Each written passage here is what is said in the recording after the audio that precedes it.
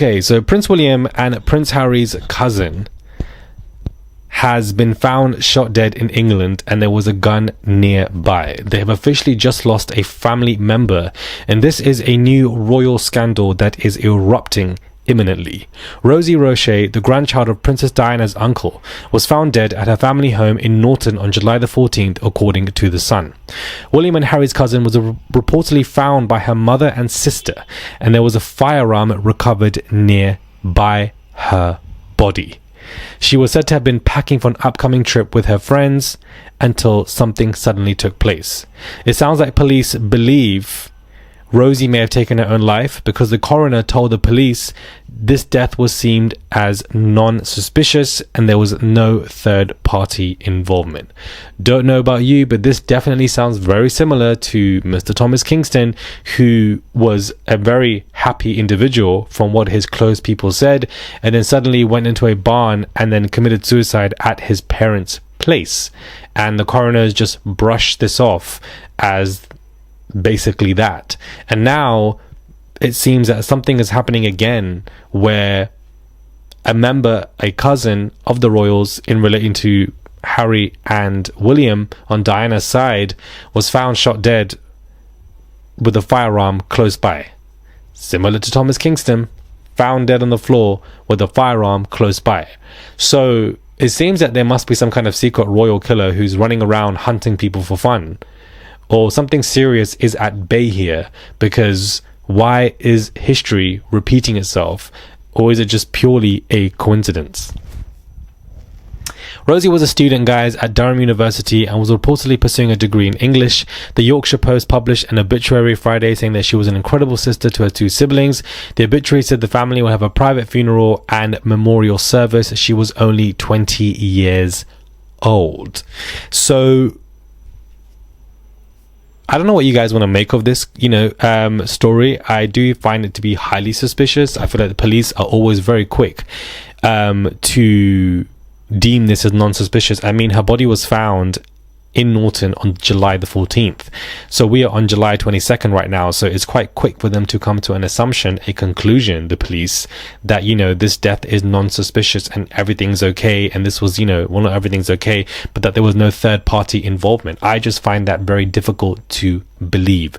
Me personally, I do think that something went wrong, or perhaps she had some information, perhaps she was a liability, and it's always easy for you to wipe out somebody who's a liability that is barely seen or known, because they're not really in the public eye, there's no public pressure, and so it's easier for you to do stuff like this.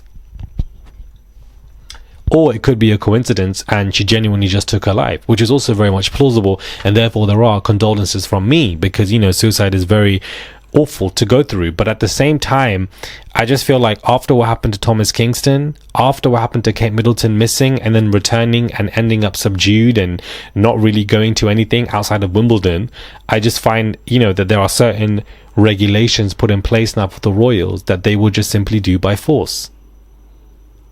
They're not afraid anymore, they're just going to do it. It's been happening so consistently. So when I look at something like this, and when I look at this story, I just think of Thomas Kingston, and I just think of the fact that William and the certain signs of him, and whether he had marks on his face or whether he wasn't seen in certain places, you just have these weird thoughts. And so I feel like whoever this person is, Miss Rosie Roche, what did she know?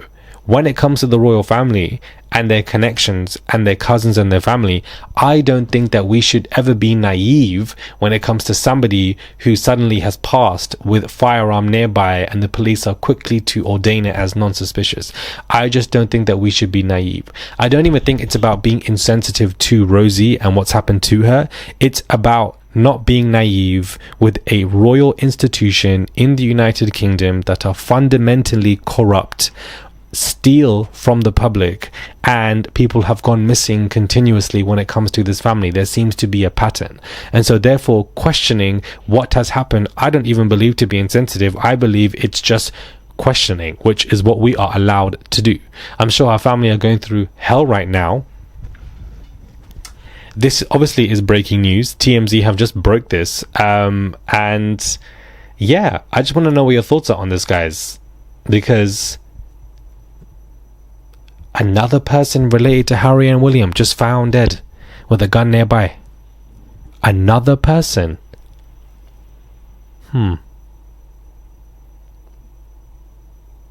Makes you think, doesn't it? It makes you think. Kate Middleton, guys, and Natasha Archer don't seem to be friends anymore. So I want to break this down as well. It was seen, her stylist, that she was actually following certain people in relation to Meghan, in relation to fashion stylists and etc. when she went public. I believe Natasha did this on purpose as some kind of response to Kate, because their relationship has broken down. She no longer is working for Kate Middleton anymore. She knows things that went on during that process and phase with Kate missing that perhaps has rubbed her the wrong way. She was there at the hospital. She was leaving in the car, I believe. She's basically been Kate's only friend, you know, her right-hand woman by her side, and now she no longer is there. Something in the buttermilk is not clean with that friendship. I think something has broken down, unfortunately, between them, where she cannot agree with certain things that Kate now has to do, because she's been with her for 15 years and knows that Kate before all of this doesn't like this new subdued, you know, version. Probably doesn't like William as well. Probably doesn't have respect for Kate if she found out of any affairs and he's like, you know what, maybe I'm jumping to conclusion here.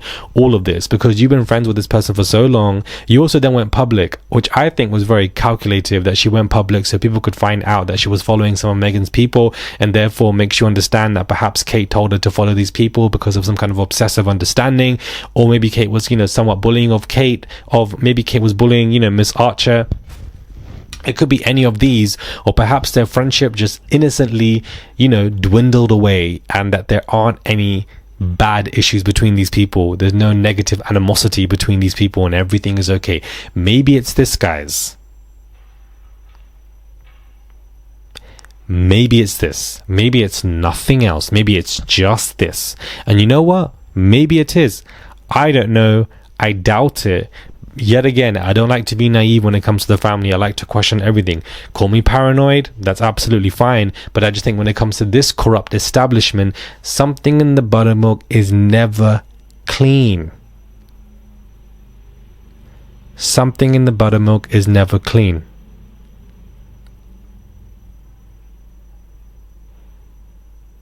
Something in the jam jar ain't right. It just ain't right. The milk has coagulated. The avocado has gone expired. The tuna sandwich in the fridge has gone off and smells. I'm just saying. Kate, Natasha, what's going on?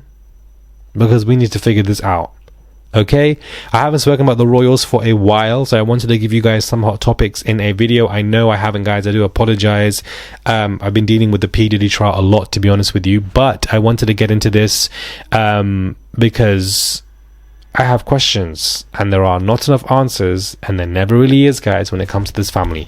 Do send a tip. I would appreciate it. There's a $sign there. You can send whatever you want. Comment down below. Give this video a thumbs up, and I'll catch you guys soon for another video.